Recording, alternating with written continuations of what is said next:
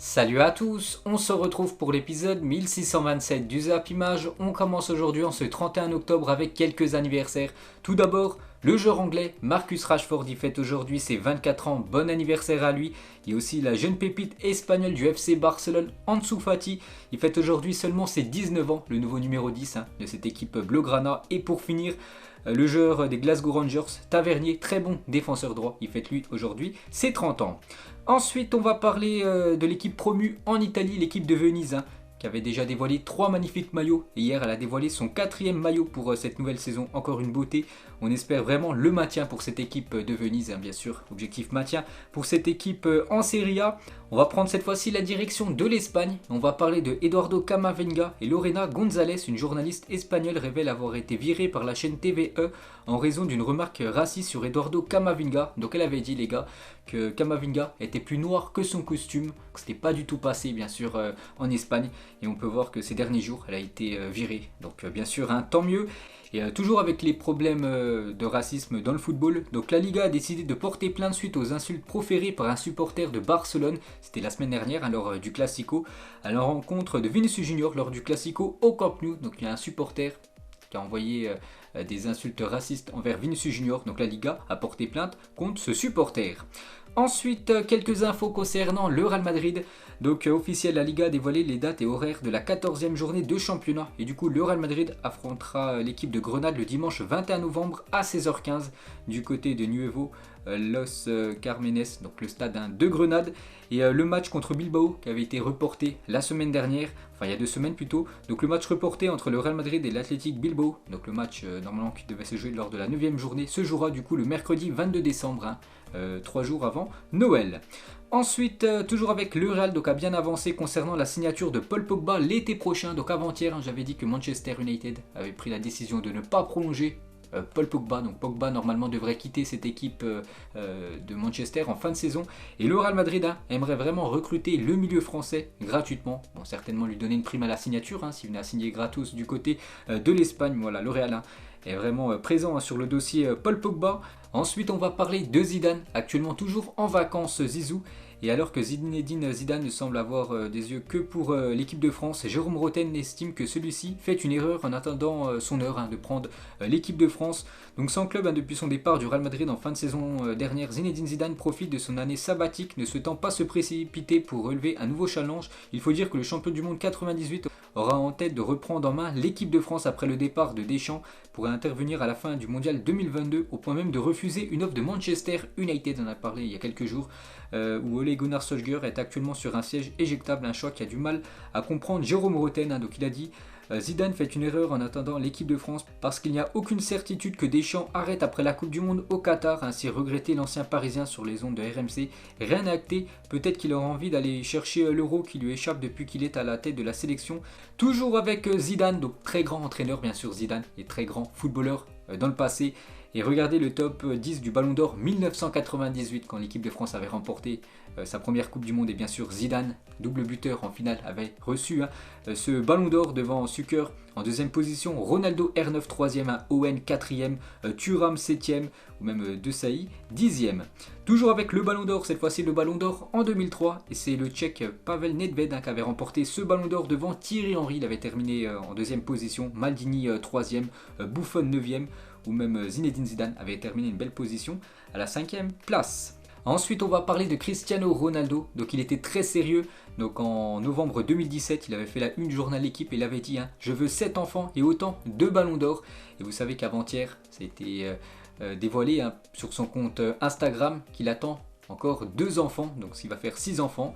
Et Ballon d'Or, il a 5 Ballons d'Or, il aimerait avoir 7 enfants, 7 Ballons d'Or, Cristiano Ronaldo. Donc il était très sérieux quand il avait dit cette déclaration il y a déjà quelques années. Ensuite, un petit coup d'œil au programme de la journée, parce qu'il y a pas mal de matchs aujourd'hui. Donc par exemple en Angleterre, Norwich contre l'équipe de Leeds United, la Real Sociedad contre Bilbao en Espagne ce soir. N'oubliez pas que la Real Sociedad actuellement leader en Ligue 1. Regardez le programme de la journée avec le gros match ce soir entre l'équipe de Clermont et l'équipe de Marseille. En Italie, dans quelques minutes, l'Inter reçoit l'équipe de Udinese et aussi l'AS Roma qui reçoit l'AC Milan. Ensuite, on va parler de Neymar et ce Neymar-là était beaucoup trop fort pour tous ses adversaires. Donc c'est le Neymar de 2014-2015 bien sûr quand l'équipe du FC Barcelone avait de grands joueurs dans son équipe, dont le Brésilien Neymar. Et bien sûr, on peut le voir beaucoup plus affûté que maintenant, c'est qu'il est un peu plus maigre sur cette photo. Et actuellement, Neymar, les gars, il a fait quelques déclarations. Donc, il a dit le PSG s'est très bien renforcé avec des joueurs de grande qualité, des champions. Ça fait plaisir de les avoir dans notre équipe. Tout est réuni pour faire une grande saison et conquérir tous les titres que l'on ambitionne. Bien sûr, la Ligue des Champions. Donc, il en a fait pas mal de déclarations. Il a aussi dit j'ai fait des erreurs beaucoup. Si je pouvais changer certaines choses, je modifierais certaines attitudes. Mais j'ai mûri, j'essaie de faire de mon mieux pour que ma carrière soit encore plus réussie, encore plus longue. Il a aussi dit je veux qu'on se rappelle de moi comme un des joueurs les plus authentiques et plus vrais qui a existé. Je suis vrai, je ne cache rien. Sur le terrain, je donnerai toujours ma vie pour la Seleção, donc l'équipe brésilienne. Il a aussi dit c'est un manque de respect quand les gens disent Neymar ne prend pas soin de lui, Neymar c'est ceci, Neymar c'est cela. Comment peut-on tenir 12 ans au sommet sans prendre soin de soi? Il y en a beaucoup qui critiquent Neymar par rapport à son hygiène de vie. Par exemple, l'été dernier, beaucoup critiqué Neymar par rapport à des vidéos qu'on avait vues qu'il était en train de boire, voilà, qu'il avait pris pas mal de poids. Donc il dit que ça fait plus de 12 ans qu'il est au sommet. Comment veux-tu bien sûr être au top autant d'années si tu prends pas soin de toi? Toujours avec Neymar, donc il est impressionné par les supporters du Paris Saint-Germain. Il a dit les supporters du PSG font la différence. Ainsi confié Neymar, c'est un point fort que nous avons car il chante sans arrêt, encourage tout le temps, non seulement à domicile mais aussi à l'extérieur. Je pense que c'est encore plus frappant à l'extérieur. Donc vraiment très satisfait des supporters parisiens d'après Neymar. Toujours avec lui, donc il est revenu sur cette déclaration qu'il avait fait il y a quelques jours. Je pense que ce sera ma dernière Coupe du Monde. Je ne sais pas si j'aurai encore assez de force mentale pour continuer à jouer au football. Donc il est revenu sur cette déclaration qui a beaucoup fait parler. J'ai dit que oui, ça sera ma dernière Coupe du Monde et que j'y ferai face de la meilleure façon possible. C'est comme ça que je m'y prends quand j'ai un match. S'il y a un match demain, ce match pour moi c'est comme si c'était le dernier de ma vie. Donc voilà ce que dit Neymar par rapport à ses propos d'il y a quelques jours. Il parle de Marco Verratti. Il a dit je savais qu'il était bon mais je ne pensais pas que c'était un génie à ce point. Aujourd'hui je peux dire que c'est l'un des meilleurs milieux de terrain avec lequel j'ai joué au même titre que Xavi et Andrés Iniesta, deux anciens très grands milieux de terrain du côté du FC Barcelone. Donc très belle déclaration envers l'Italien. Et concernant Neymar, cette fois-ci une déclaration de quelqu'un qui parle de Neymar, Jérôme Roten. À tous les niveaux, Neymar est inférieur à ce qu'il faisait dans ses meilleures périodes du club et son dernier gros match commence à dater. Donc malheureusement, oui, il est devenu un poids pour le collectif plutôt qu'une solution. Donc voilà, déclaration, enfin le pic quand même de Roten envers le Brésilien. Ensuite, on va parler de Robert Lewandowski, occupe le trône depuis 2020, donc meilleur buteur depuis 2020 en club plus sélection. Et le premier, bien sûr, c'est Robert Lewandowski. En 90 matchs, 101 buts quand même pour l'attaquant polonais devant Cristiano Ronaldo, 97 matchs, 83 buts pour lui et allant dans la troisième position. On peut voir que le premier français, sans surprise, c'est Kylian Mbappé, 96 matchs, 66 buts pour Kylian Mbappé. Ensuite, une déclaration de Benitez, le gardien de Nice. Il a dit « Je n'ai pas joué avec la sélection argentine, je peux toujours être appelé par la France. Je ne ferme la porte à personne, mais je suis argentin et j'aimerais jouer avec la sélection de mon pays. » C'est ça qu'il peut toujours jouer avec l'Argentine, vu qu'il n'a jamais été encore sélectionné. Mais il peut jouer aussi avec l'équipe de France si Deschamps venait à l'appeler. Donc il préférait quand même jouer pour son pays, l'Argentine. Ensuite, le milliardaire tchèque Daniel Křetínský, propriétaire de Sparta Prague, va entrer dans le capital de West Ham à hauteur de 27%. Cet accord prévoirait une cession définitive des Hammers dans le futur. Donc en gros, il aimerait déjà acheter 27% des parts de West Ham et quelques années plus tard, acheter définitivement le club. Donc cette personne, il a beaucoup d'argent. Donc encore peut-être une équipe encore très riche du côté de la Première Ligue. Ensuite, mur de Zazin, mais qui n'a jamais rien remporté. Cette équipe anglaise il y a quelques années avec Paul Scholes, Gerrard, Wayne Rooney, Frank Lampard ou même le capitaine David Beckham. Ensuite, regardez le top 10 avec le plus de points engrangés au XXIe siècle. Et le premier, c'est Carlo Ancelotti, plus de 1434 points engrangés par tous les clubs entraînés par Ancelotti. Donc deuxième, Wenger, 1381 points. On peut voir que Mourinho a très bien classé. Le premier français, c'est Claude Puel, plus de 1008 points obtenus par le coach actuellement de l'AS Saint-Etienne. Ensuite, une déclaration de Larquet sur Savanier lors de Montpellier-Lens. J'ai vu un joueur exceptionnel, il m'a bluffé. Je sais qu'il n'a pas les expériences souhaitées par Deschamps, mais on pourrait le voir de temps en temps dans un rôle de véritable meneur de jeu dans le groupe France. Ça qu'il y en a beaucoup qui sont quand même surpris par le niveau de Savanier, joueur de Montpellier, un très bon footballeur. Et il y en a beaucoup qui aimeraient le voir tout simplement dans le groupe équipe de France. Ensuite, les 2 meilleurs buteurs africains de l'histoire de la Première Ligue. Donc le premier, Mohamed Salah, 106 buts inscrits en Première Ligue pour l'attaquant égyptien. Et le deuxième, Didier Drogba, lui c'est 104 buts inscrits par l'attaquant ivoirien. Ensuite, il était une fois à Porto, 3 anciens très grands joueurs, James Rodriguez, Hulk et bien sûr l'attaquant maintenant du Rayo Vallecano, le joueur Falcao. Ensuite, une déclaration de Marco Reus par rapport à sa fidélité du côté du BVB. Quitter Dortmund, mon cœur m'a toujours dit que je me sentais le plus à l'aise ici. Jouer devant 80 000 fans n'est pas quelque chose que l'on veut perdre en quittant le Borussia Dortmund. La décision n'a jamais été vraiment dure de rester, donc il a toujours aimé ce club. Il y a encore, ça fait quand même pas mal d'années, et il voudra certainement finir sa carrière du côté de Dortmund, le joueur Marco Reus. On va parler d'un ancien coach du Borussia Dortmund, donc Lucien Favre est le favori pour devenir le nouvel entraîneur de Newcastle, parce qu'actuellement c'est un entraîneur par intérim, l'entraîneur de Newcastle, mais c'est le grand favori pour devenir le nouveau coach de ce nouveau club très riche en Angleterre. Une petite info concernant le joueur mexicain Edson Alvarez, et c'est officiel, il prolonge jusqu'en juin 2025 du côté de l'Ajax Amsterdam. Des nouvelles de Kimmich, et depuis qu'il a annoncé qu'il avait choisi de ne pas se faire vacciner contre le Covid-19, Kimmich a déclenché de vives réactions dans le milieu du football. Cela aussi était largement commenté dans le milieu politique en Allemagne. Donc c'est vrai qu'il y a beaucoup de footballeurs vaccinés, mais il y en a encore beaucoup qui ne sont pas vaccinés, dont Kimmich. Il ne veut pas se faire vacciner contre le Covid-19, et bien sûr ça fait énormément débat du côté de l'Allemagne. Ensuite, une déclaration de Conrad de la Fuente, le joueur américain de l'équipe de Marseille. Il est vraiment choqué par rapport au niveau de Boubacar Kamara. Donc Kamara, c'est un joueur incroyable, je le trouve très bon, il peut jouer défenseur central ou 6, selon moi il est prêt pour le grand saut vers un top club européen. Saliba, c'est un 2001 comme moi, il est très fort. Donc voilà, Conrad de la Fuente, vraiment très surpris par le niveau de certains jeunes joueurs de l'Olympique de Marseille. Ensuite, une déclaration de Marquinhos après l'approche de Chelsea cet été. C'est que Chelsea voulait recruter le défenseur du Paris Saint-Germain. Donc il a dit, si j'ai hésité, non, ce n'était même pas une proposition. Le club a d'ailleurs tout de suite bloqué la discussion. Ça montre la confiance qu'ils ont en moi. Donc il a dit ça au journal Le Parisien. Donc on peut voir que Chelsea voulait Marquinhos, mais bien sûr le joueur et le club ont refusé direct. Une petite photo de Sergio Ramos, donc défenseur du Paris Saint-Germain avec Ronaldinho. Donc 2 anciens joueurs de Liga, on les voyait souvent lors des derniers classicos entre le Real Madrid et le FC Barcelone. Une info officielle qui nous vient des États-Unis, donc Kansas City annonce son intention de construire le tout premier stade spécialement conçu pour son équipe féminine. Le projet estimé à plus de 70 millions de dollars sera financé par le groupe propriétaire du club. Une très belle initiative, donc quelques photos du projet de ce nouveau stade uniquement conçu pour la section féminine. Ensuite, officiel, donc l'IFAB annonce que la règle des 5 changements pourra être adoptée définitivement par chaque compétition. Donc par exemple en Ligue 1, si la LFP se met d'accord, donc il pourrait dorénavant maintenant avoir tout le temps 5 changements pour les saisons suivantes. Donc avant c'était 3 changements, vous savez que c'est pas ça, 5 changements à cause du Covid. Et du coup chaque compétition peut, si elle veut, appliquer maintenant la règle des 5 changements. Donc on verra bien sûr quelle compétition on va opter pour ces 5 changements. Une info officielle aussi concernant Tino Kadewere qui avait pris un carton rouge la semaine dernière contre l'équipe de Nice. Donc il écope de 3 matchs de suspension par la commission de discipline suite à son carton rouge dimanche dernier face à Nice. Donc il a déjà purgé un match hier. Ce match contre l'équipe de Lens. Et Olas, il a dit Kadewere a été beaucoup critiqué, mais il avait eu un deuil familial le matin du match, donc la semaine dernière. Je le révèle pour l'aider car il a vécu des moments très durs. N'oubliez pas qu'il a obtenu une note de 1 seulement la semaine dernière dans le journal L'équipe par rapport à son match catastrophique contre l'équipe de Nice.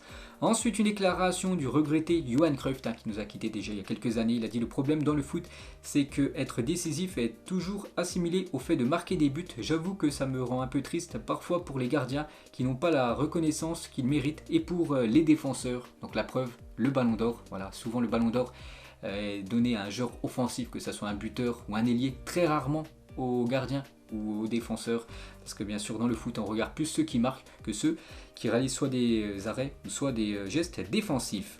Ensuite, Mesut Özil au Real Madrid, c'était quelque chose, le milieu allemand, 3 saisons, plus de 80 passes décisives, il faut aussi ajouter plus de 27 buts pour l'ancien merengue. Ensuite, les buts marqués en Première Ligue à Old Trafford en 2021, ce qui est complètement fou, c'est que Martial 4, Cavani 4, Rashford 4, mais Mohamed Salah 4, alors qu'il joue même pas dans ce club de Manchester United. Mohamed Salah, donc il est venu 2 fois à Old Trafford en Première Ligue sur cette année 2021. Donc la semaine dernière c'était un triplé et l'autre fois il avait marqué un but. Donc il est au même niveau que les 3 autres joueurs de Manchester United. Ensuite, Edgar David et Memphis Depay, donc l'ancienne légende néerlandaise avec le nouveau joueur du FC Barcelone, deux légendes hollandaises. Une déclaration de Peter Crouch, il a dit ma femme n'aime pas le football, un jour elle m'a appelé 10 minutes avant un match pour savoir où j'étais. Donc une petite déclaration concernant l'attaquant anglais.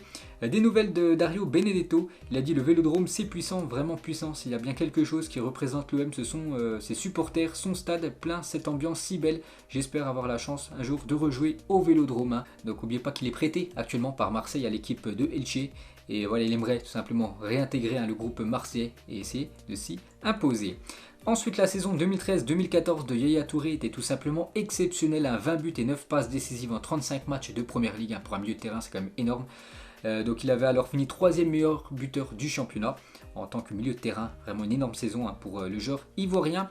Une déclaration de Ronaldinho. Il a dit si vous vouliez que je joue jusqu'à mes 40 ans, vous auriez dû m'interdire toutes les boîtes de nuit car je ne suis prisonnier de personne. J'ai adoré profiter de ma jeunesse en sortant toute la nuit mais en revenant quand même faire la magie sur le terrain le lendemain. C'est qu'on connaît tous Ronaldinho. Voilà, c'est un immense footballeur mais on sait qu'il avait une vie en dehors du football et qu'il adorait sortir en boîte de nuit, tout ça, même la veille des matchs. Donc voilà la déclaration de Ronaldinho. Si on aurait voulu le voir jouer jusqu'à ses 40 ans, bien sûr, il aurait fallu que les boîtes de nuit n'existent pas.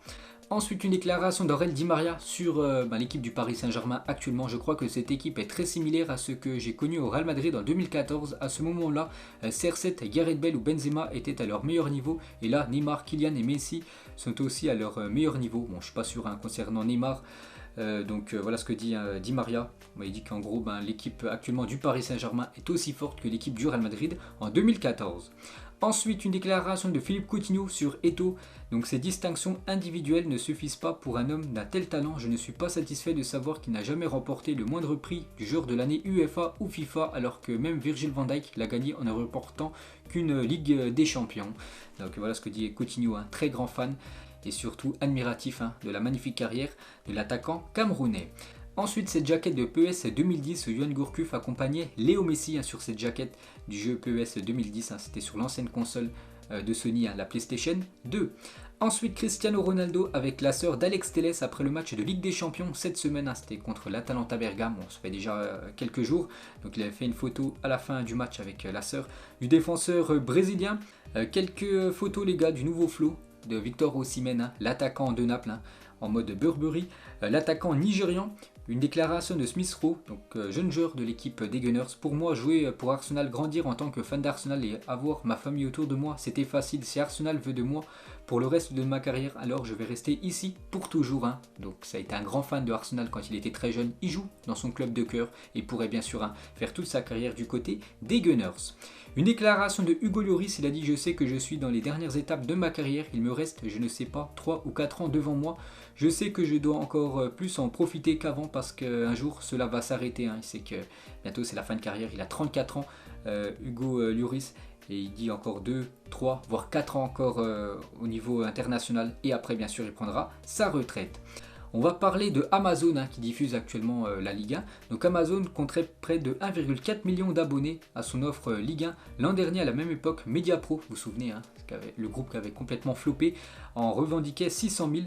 Mais les pertes seraient estimées entre 75 et 100 millions d'euros pour Amazon pour cette année. 250 millions de droits télé plus 25 millions de coûts de production. Mais bon, il y a quand même pas mal d'abonnés à Amazon pour suivre les matchs du championnat français. On va parler de l'équipe de France féminine. Donc avant-hier, j'avais dit le groupe de l'équipe de France lors de l'Euro. Donc la France a l'Italie, la Belgique et l'Islande. Et Corinne Diacre, la sélectionneuse de l'équipe de France, elle vise au moins la finale de cet Euro 2022.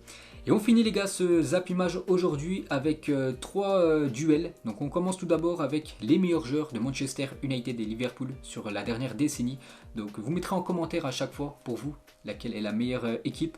Donc moi je mettrais quand même, s'il y avait un match entre ces deux équipes, je mettrais quand même Manchester United vainqueur. Cette fois-ci le duel entre les meilleurs joueurs du Real Madrid et les meilleurs joueurs du FC Barcelone sur cette dernière décennie. Cette fois-ci je mettrais l'équipe du Barça vainqueur contre le Real, donc Manchester Barça, et dernière équipe Marseille contre le Paris Saint-Germain. Donc je partirai bien sûr sur le PSG. Donc voilà les gars, la fin de ce Zap Image 1627. Donc si ça vous a plu, un petit like et on se retrouve demain pour le prochain épisode. Ciao à tous.